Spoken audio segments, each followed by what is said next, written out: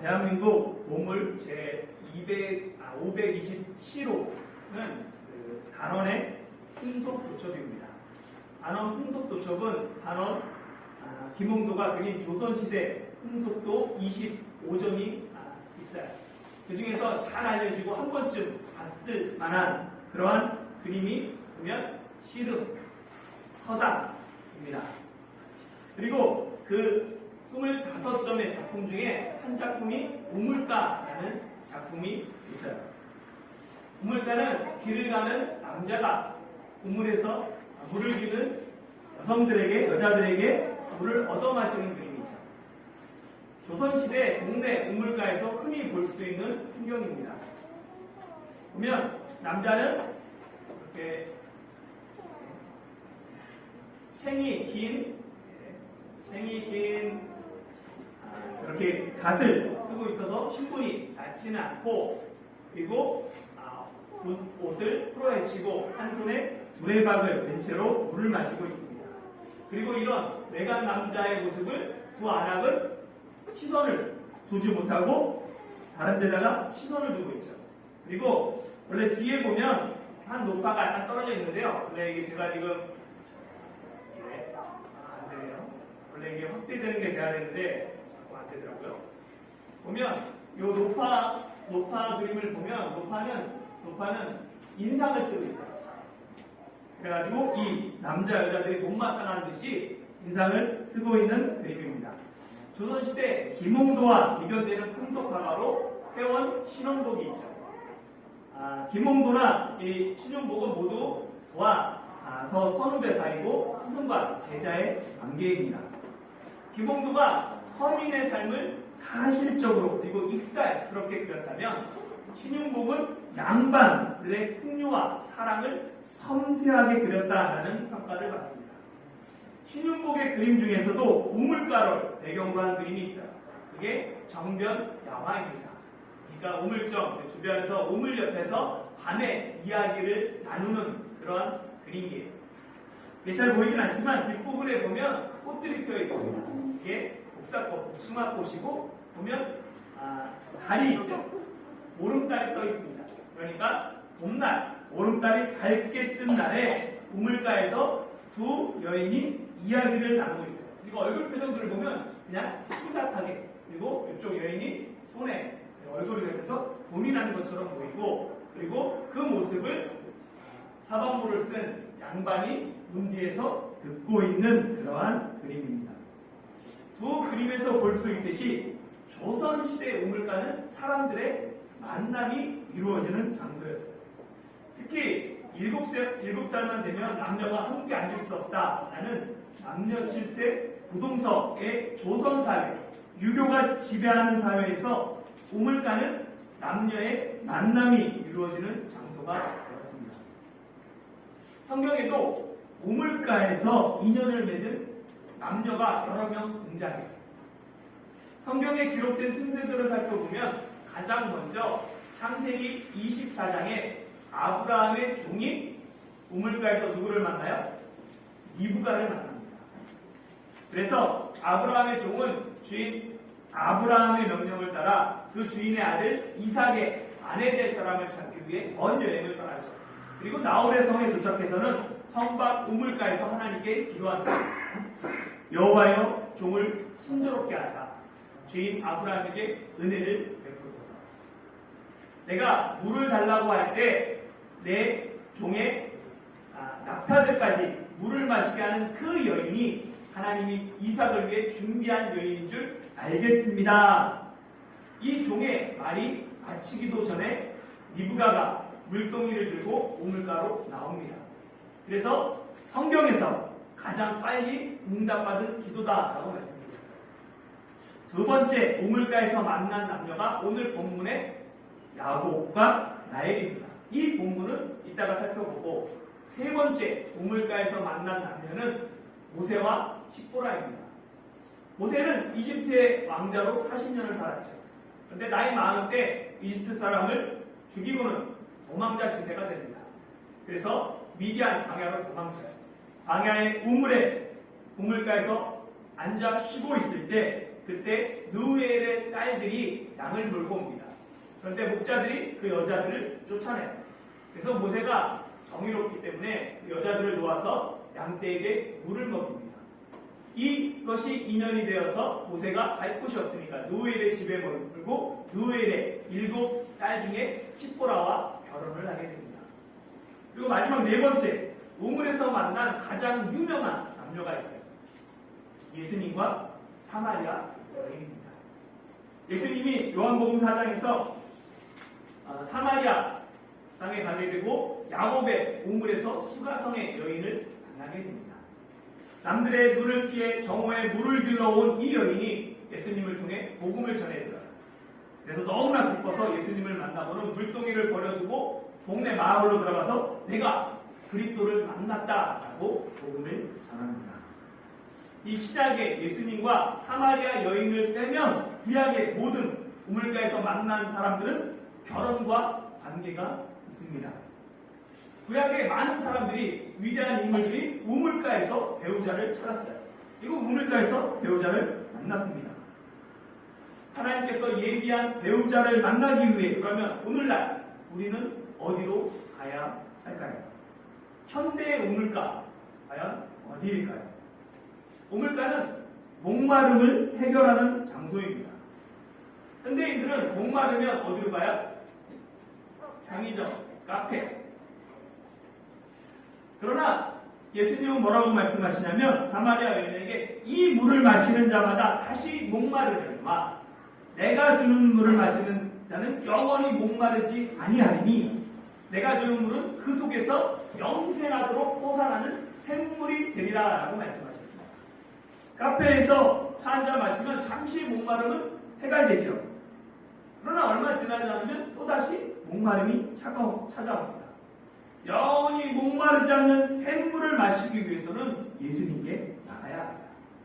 예수님께 나가는 자마다 그 배에서 생수의 강이 흘러나와요. 누구든지 목마르거든 주님께 나가 주님을 먹고 주님을 마셔야 합니다. 우물가는 영생하도록 쏟아나는 예수님을 만나는 곳이에요. 그렇다면 오늘날 예수님을 만나는 우물가는 바로 교회입니다. 교회에서 예수님을 만나야 해요. 목사님도 만나고 권사님도 만나고 집사님도 만나고 형제자매도 만나야 하지만 교회에서 가장 중요한 것, 가장 먼저 우리가 만나야 할 분은 예수님입니다. 오직 주님 안에 인생의 갈증, 그것이 해결받을 수 있기 때문입니다. 함께 오늘 본문 야곱과 라헬의 만남에 대해서 함께 살펴보도록 하겠습니다. 29장 1절 같이 한번 읽어볼까요? 시작. 야곱이 길을 떠나 온갖 사람의 땅에 이르러. 아멘. 야곱이 길을 떠나라고 이게 번역된 히브리어 이걸 직역하면 야곱이 자기 발을 높이 들었다라는 뜻이에요. 그래서 자기 발을 높이 들어 힘차게 동방 사람의 땅에 이르렀다가 원래 원어입니다.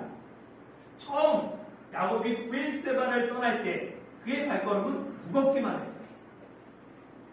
홀로 먼 거리를 이동하는 것, 주로 장막에 거주했던 야곱에게는 매우 힘들고 험한 도전이었습니다. 그런데 그의 발걸음이 베델을 떠날 때는 가벼워져요. 심차됩니다. 그 이유가 무엇 때문이에요? 베델에서 하나님을 만났기 때문입니다. 하나님이 야곱에게 내가 너와 함께 있어 너를 지키고 너를 인도하고 너를 돌아오게 하겠다라고 약속하셨어요. 하나님의 위로와 약속이 있었기에 야곱은 자기 발을 높이 들고 힘차게 목적지를 향해 전진하게 됩니다. 한 치 앞도 알 수 없는 인생길에서 가장 필요한 것이 하나님의 약속입니다. 하나님의 약속이 있으면 앞으로 나아가고 힘을 받고 소망이 생겨요. 우리에게 필요한 것도 하나님의 약속이죠. 하박국 마지막 3장 19절은 이렇게 기록되어 있습니다. 다시 읽어볼까요? 시작. 주 여호와는 나의 힘이시라. 나의 발을 사슴과 같게 하사 나를 나의 높은 곳으로 다니게 하시리로다. 여호와를 나의 힘으로 삼고 나의 발을 높이 들고 나로 높은 곳에 다니게 하실 하나님을 기대하며 우리가 하나님과 만나고 하나님의 약속을 품어야 합니다. 먼저 우리는 이 창세기 29장의 구조를 좀 알 필요가 있어요. 이 창세기 29장의 구조는 28장의 구조와 깊이 관련이 있습니다. 보면 창세기 28장에 힘내라는 감탄사가 3번 나와요. 힘내는 뭐냐면 마음속에 넘쳐나는 기쁨의 감정이 나타날 때 탄성이에요. 기쁨이 흘러서 차고 넘칠 때 탄성으로 나타날 때 힘내라고 합니다. 이 힘내를 한글 성경은 보라라고 번역하고 있어요. 그래서 보면 28장에서 야곱이 본즉 꿈의 사닥다리를 봐요. 그러니까 꿈의 사닥다리를 보고가 힘내예요.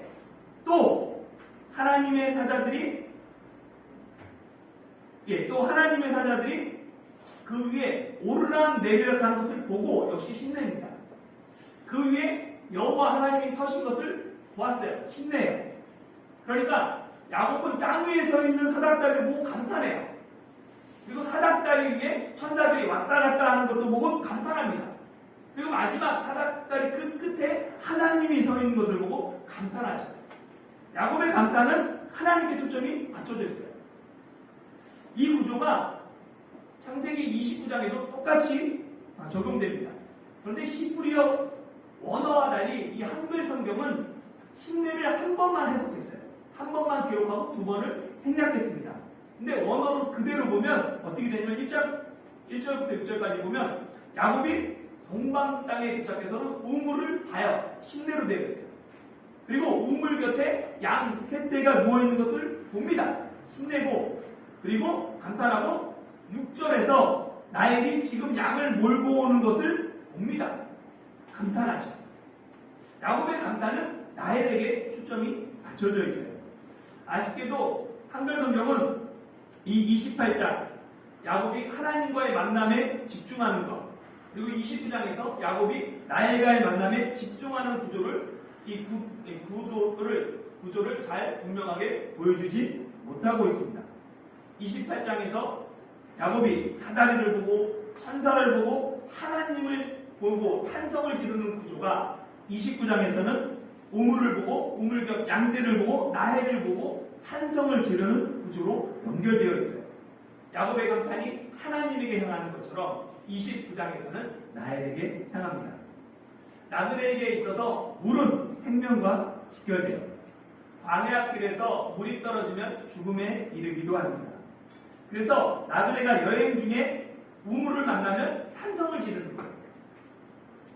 야곱도 마찬가지죠. 들의 우물을 보고는 탄성을 질러요. 우물이 있다는 것은 근처에 마을이 있다는 의미입니다.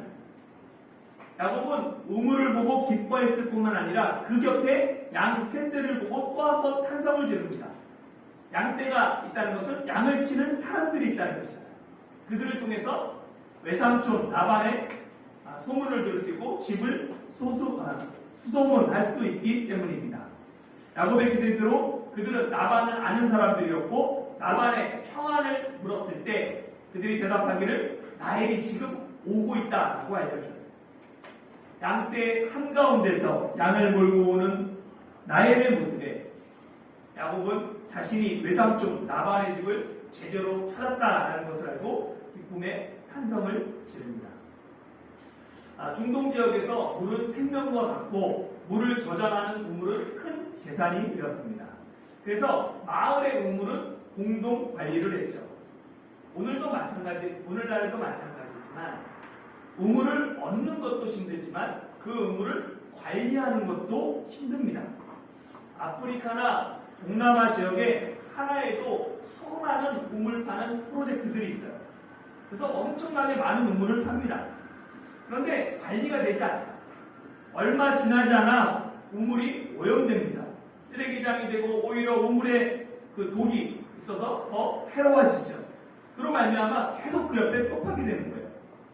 그래서 요즘은 우물을 파주는 것으로 끝나지 않고 고장났을 때 대처하는 것, 교육해야 된다, 관리하는 것, 교육해야 된다라고 할 예정으로 몇 년 전부터 돼 있지만 실제로는 되지 않아요. 프로젝트가 주로 보여주고 몇 개 팠다가 중요하지 그것을 운영하고 있는 계속 돈이 들기 때문에 그게 잘 되지 않고 있습니다. 제 기억에도 어렸을 때 시골에 가면 우물물을 오염을 방지하기 위해서 진짜 무거운 나무로 그 우물 아기를 덮는 뚜껑이 있었어요. 근동 지역에서도 한낮의 뜨거운 태양의 열기와 사막의 먼지로부터 우물을 보호하고 양이 우물에 빠지는 것을 방지하기 위해 큰 돌로 우물 아기를 덮곤 했습니다. 마을의 우물 같은 경우는 큰 돌로 덮고는 사람들이 많이 모이면 뚜껑을 열어서 우물을 사용하고 다시 물을 덮어놓곤 했죠.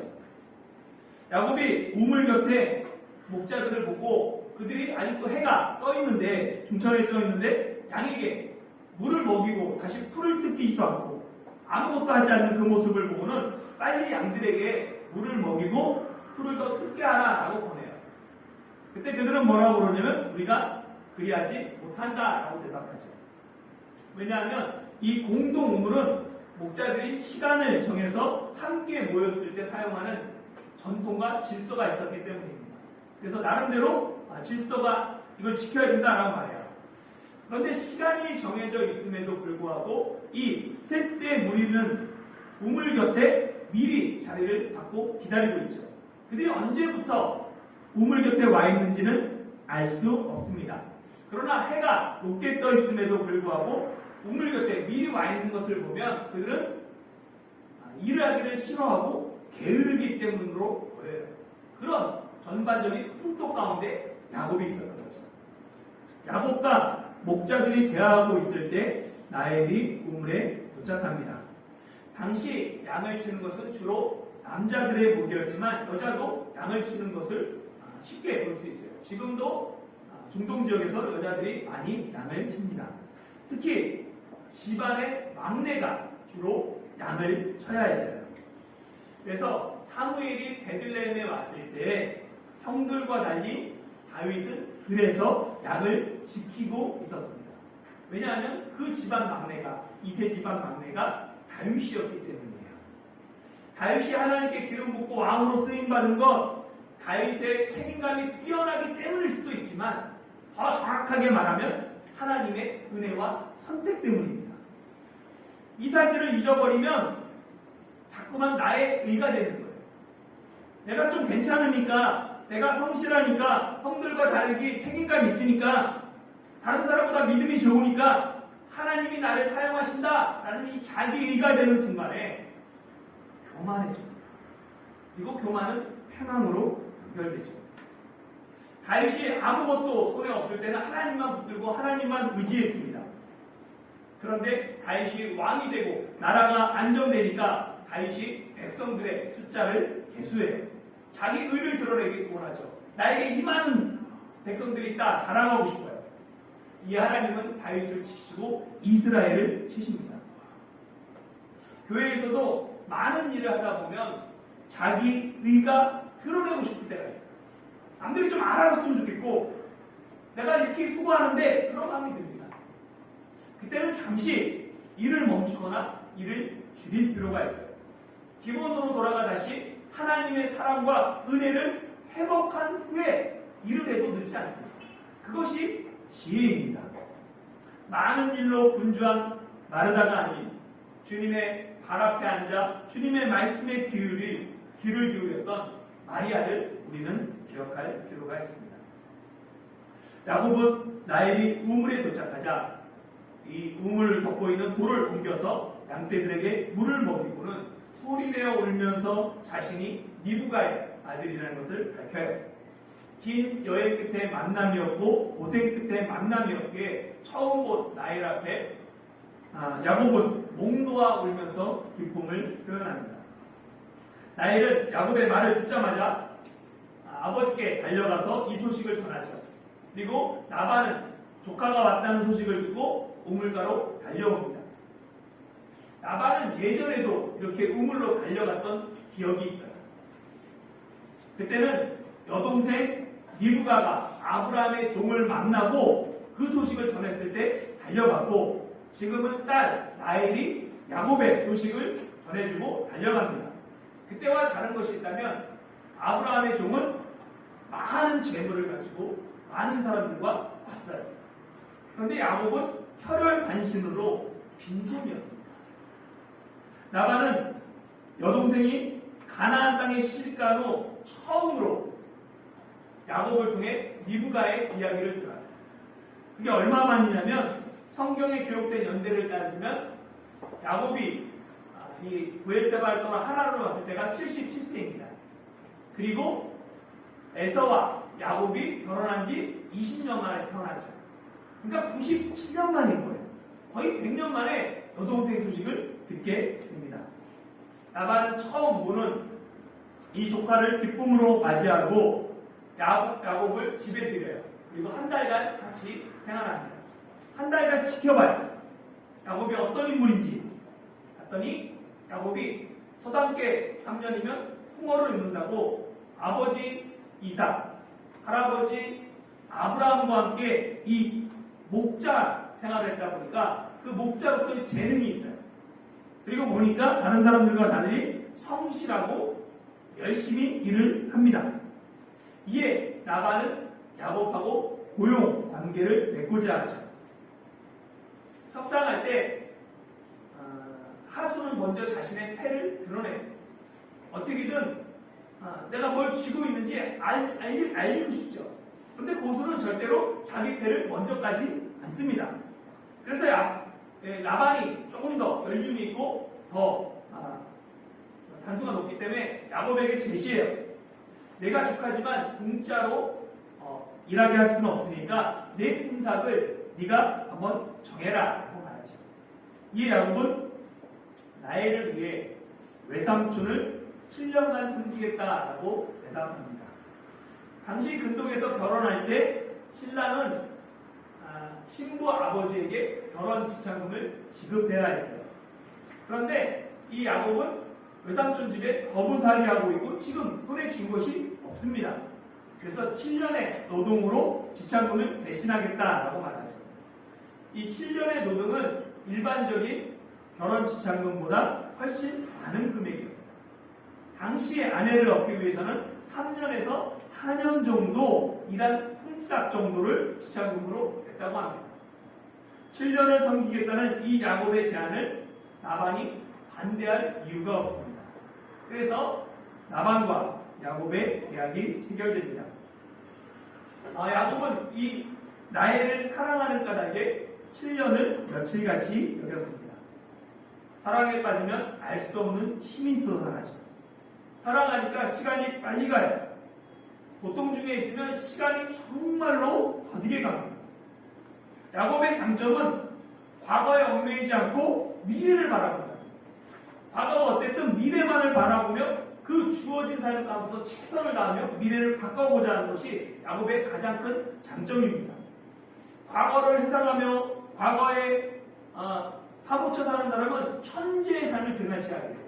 내가 예전에는 그러지 않았는데, 내가 예전에 어떻게 살았는데, 그런 사람은 현재를 등한시하고 결국은 미래가 불행해질 수밖에 없습니다. 그러나 야곱은 나엘과 결혼하겠다는 목표가 생겼어요.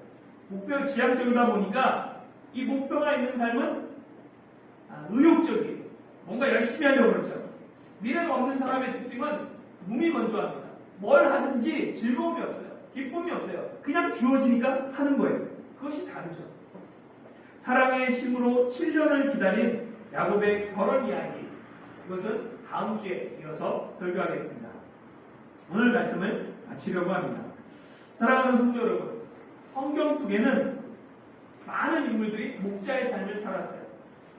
아브라함, 이삭, 야곱, 다윗, 아모스, 에스겔, 그들은 목자의 생활을 했었죠. 양을 치고 양을 먹이고 양을 돌보는 이 목자의 삶을 통해 그들은 사람을 치고 사람을 먹이고 사람을 돌보는 목자가 될 수 있습니다. 이 구약의 목자에게 목자라는 그 단어에서 목회자, 목사라는 호칭이 나왔습니다. 오늘날 목회자는 목회에 전념하는 풀타임 사역자를 지칭하는 말이지만 우리 모두는 각자의 주어진 자리에서 목자로 살아가야 합니다. 예수님은 자신을 선한 목자라고 말씀하셨어요. 그리고 우리에게 주님의 양을 먹이라, 치라라고 말씀하셨죠. 주님의 명령에 따라 우리는 이 땅에서 목자로 살아가야 합니다. 비록 내가 그들에게 생수의 강이 될 수는 없습니다. 그렇지만 우리는 그들을 생수의 강으로 인도하는 목자는 될 수 있습니다. 내게 주어진 삶의 자리에서 목마르고 갈급한 영혼들을 예수님께 인도하는 삶을 살아가는 저와 여러분들이 되시길 예수님의 이름으로 축원합니다.